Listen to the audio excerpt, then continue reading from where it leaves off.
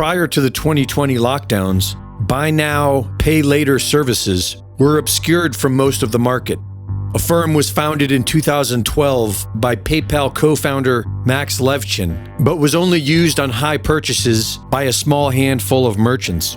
After the 2020 lockdowns, as people's money became weaker, sudden partnerships with Apple Pay and Amazon, a Super Bowl ad, and an IPO brought Affirm and the entire buy now, pay later scheme to a public already slipping into debt.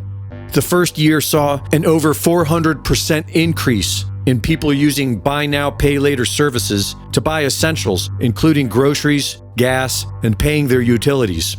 Starting in 2024, Affirm has been gradually rolling out its new requirement for biometric identification. Once again, this is the old-fashioned problem, reaction, solution scheme being deployed. Under the guises of safety and fraud prevention, the buy now, pay later industry will soon require biometric ID, and Visa is following close behind. Visa launched their payment passkey in 2024, which allows you to voluntarily make purchases with your phone's built-in biometrics. Visa aims to be biometric first by 2026. The international banking cartel has made it clear that this is where we are headed. It's the only way the crypto AI control grid can function. While many of us can clearly see this as a major upgrade for tyranny and an affront to human free will, many are perfectly content with an authoritarian state.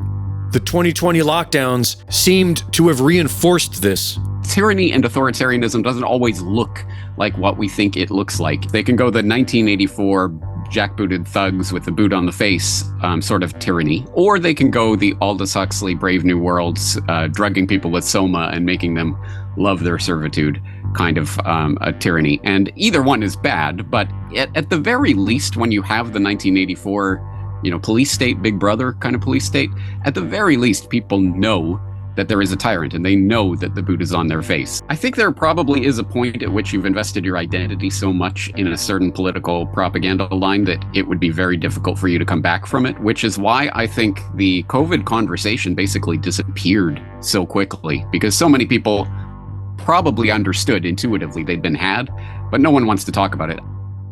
An FAA waiver issued last March made it legal for government agencies and local police to operate drones beyond a visual line of sight and over large crowds of people here in the US. And since then, California company Skydio is now deploying its quadcopter drones in just about every major US city. These drones have thermal imaging cameras. They're operated without a human user, and they have been deployed by Israel since October 2023 to track, trace, and murder tens of thousands of non-combatant Palestinians. The very same drones used by the U.S. Department of War to surveil its enemies, the same drones used by Israel to ethnically cleanse what's left of Palestine, are now being launched every day in most major U.S. cities to track and trace every individual. The new financial system is now ready to be born out of the ashes of the old, and all that will be required in order to buy and sell will be your consent to the biometric digital ID. Greg Reese reporting.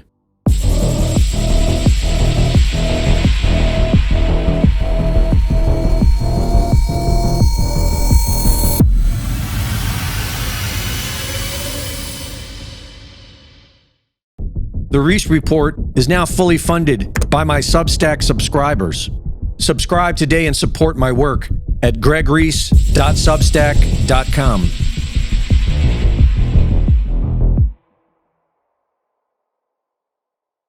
Research flat Earth.